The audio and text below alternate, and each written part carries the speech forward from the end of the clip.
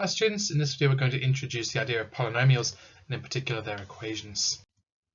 Alright, so after watching this video you should be able to know the general form of a polynomial, you should be able to identify the degree of a polynomial and know the names of the polynomials up to degree 4.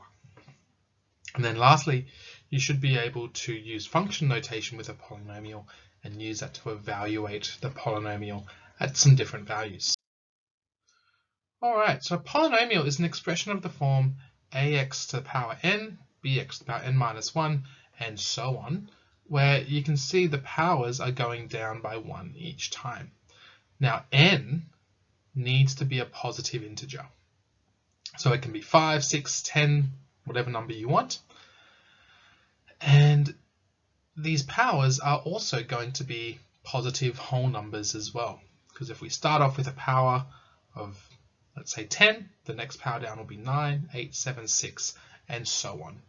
You don't need to have every number that between 10 and 0. You might skip a few in your polynomial, but the key thing is powers are positive whole numbers.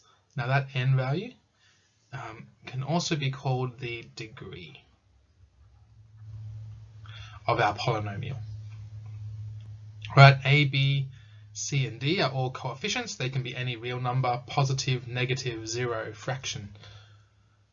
D is the constant term. So this term at the end is basically the same as d times x to the power 0. Now remember, anything to the power of 0 is just 1. So that's d times 1, which is just d. So that's why our constant can be part of our polynomial, because really it's got that 0 power on it. Now a times x to the n, so this first term, we call that the leading term. It's got the largest power, n. And that gives us, when it comes to graphing it, that gives us an idea of the shape or name of our graph. Right.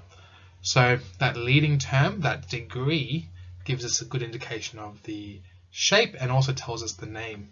The leading coefficient is the a value, the coefficient of our leading term.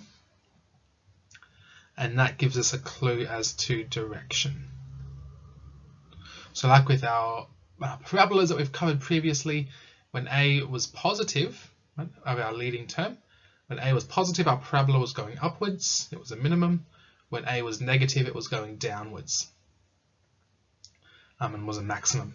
So that's where that leading coefficient, that term in front of our, that coefficient in front of our x value with the maximum power, that gives us an idea for the direction, upwards or downwards. Now some common polynomials are constants. So that's just 3.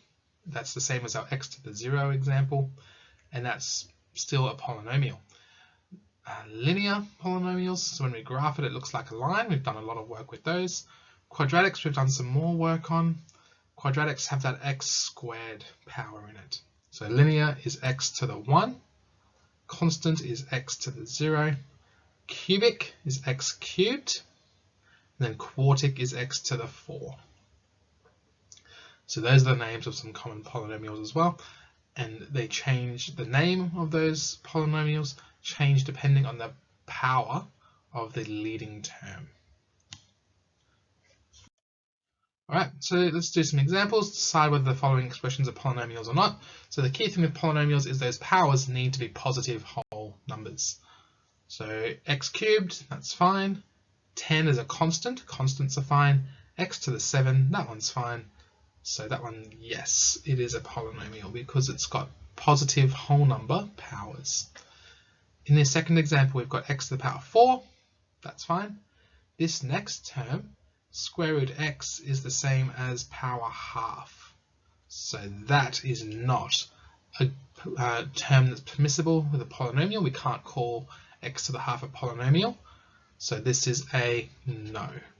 In addition, looking at this last term, that's 9 to the x minus 1, which once again, it's not a positive or 0 whole power. So another reason why it's not a polynomial is because of that power of -1 as well. Alright, so a few things with function notation as well. So when we describe polynomials, we often use what's called function notation. That helps us label equations and help us work out values.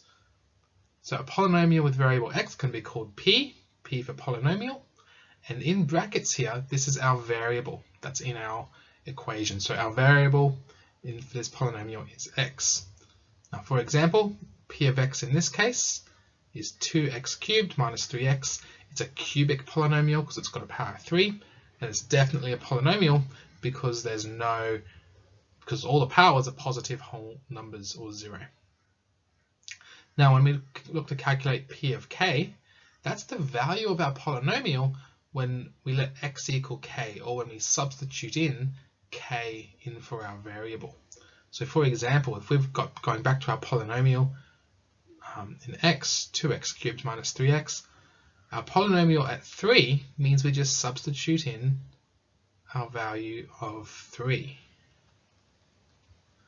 All right, 3 cubed is 27 times 2 is 54. Minus 9 equals 45. So p of 3, our polynomial at our value of 3, equals 45. We just substituted 3 in there. And then in the same way, for negative 1, 2 times negative 1 cubed. Remember, as a general rule, sub in your negatives in brackets to avoid making needless errors, especially when using a calculator. Now, negative 1 cubed is going to be negative 1 times 2, which is negative 2. Negative 3 times negative 1 is going to be positive 3, giving us a value of 1. So that's just how we evaluate polynomials and use function notation to help us know what number to substitute in for our variable.